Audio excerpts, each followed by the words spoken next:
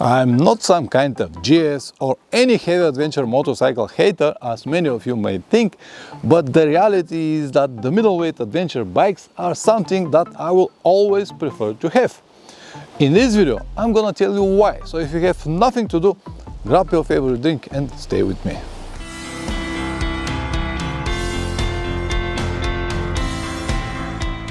Welcome back. The flexibility and maybe the universality of the middleweight adventure bikes is something that I really enjoy. The possibility to ride on the good asphalt roads, then move to the dirt roads and then come back on the good roads and continue your trip is just great. Hold on, Pavle. All of this could be done with a heavy adventure motorcycle as well. Fair enough, it is possible, but let's be honest, how many of you will risk to ride 260 kilograms motorcycle plus the luggage on the dirt roads? Not that many. I will advise, unless you're Chris Birch, stay on the asphalt roads. It will be much better, easier and cheaper for you. The difference is not that big, Pavle. Your motorcycle, your Tenere also weight over 200 kilograms. Is that so? If you want to tell me that 50 kilograms does not matter to you, please don't. The difference between 200 and 250 kilograms motorcycle, it's, I will say, like one passenger. So if you want to tell me that riding with passenger and without the passenger is the same, especially when you leave the asphalt roads, so if you want to tell me this, as I said, please don't. How many of you are strong enough to lift 250-60 kilograms motorcycle? You can do it once, twice, maybe 3 times in perfect conditions. What about if you do not have flat surface? If it's uphill, downhill, different soil, sand, mud, if you're tired, if you're injured, if you're under the motorcycle, or many different scenarios. Another also very important moment in favor of the middleweight adventure motorcycles is the price.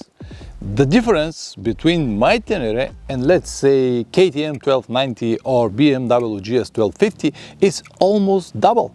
Do you really believe that just because you paid double more, your fun is going to be doubled as well? The last thing that you're going to need on a long adventure trip is heavy and expensive motorcycle. It will limit your routes and will push you to avoid many different sections. This I can confirm for sure because I have seen it happen in front of my eyes. I have also seen one very interesting fact. When people finally decided to travel outside of Europe, they always prefer to do it on an old, simple and cheap motorcycle, even though they've got the last possible adventure motorcycle on the market today. They want to go with a simple motorcycle, and things like power modes, cruise, traction control and any other features are easy to forget in the name of reliability. Can you imagine stopping here with your shiny $25,000 motorcycle and asking for help? They don't even sell proper motorcycle oils here. Once you leave Europe, it will be very difficult, I will say almost impossible to find help if something goes wrong with your motorcycle. I have brand new motorcycle and I don't need to worry about any technical problems, you might say. Fair enough, but you still need to maintain your motorcycle, especially if the trip is longer than 10,000 kilometers. Unfortunately, I haven't seen a new heavy adventure motorcycle that is easy to maintain, easy to do anything on it without having access to specific tools, computer and software. The shiny look and all the features that you might have on your motorcycle does not really matter when the engine stops. And the only thing that became important is how much time and money you're going to need to fix it. And all of this might ruin the whole trip. On the other hand, when you have a middleweight, as simple as possible adventure motorcycle, you will have the chance to ride it in any kind of conditions in a decent comfort. Of course, it won't be the same when you twist the throttle and you won't have all of these features, but who cares when you have this flexibility and universality? Do you know what makes a bicycle and Kalashnikov so popular everywhere around the world? Their simple construction. Easy to make, easy to maintain and easy to fix if something breaks. And believe me, it will. And here now you might say, Pavlin, you're talking about as cheap as possible, as simple as possible, as light as possible. Fair enough, but your motorcycle is not that light, it's not that cheap and not that simple.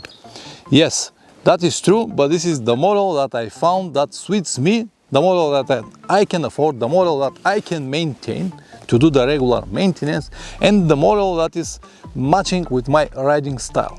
I don't want to go for 250cc because when I have a trips that I need to cover thousands of kilometers, like my trip to Russia now, it will be disaster. On the other hand, if I plan to stay only on the dirt roads, I will definitely switch it to something lighter. But because my trips are some kind of mixed, I have a lot of roads and I have here and there dirt roads, I prefer to have this middleweight. That's why I have these middleweight motorcycles. They've got this universality. You can ride it here and there when you need it, but you can still travel in a decent comfort.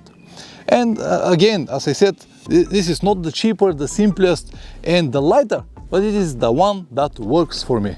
I hope that this information will be useful to at least one person. Press like or dislike, whatever the video deserves. If you subscribe, even better. Don't forget that every Sunday I make live streams for channel member and Patreons.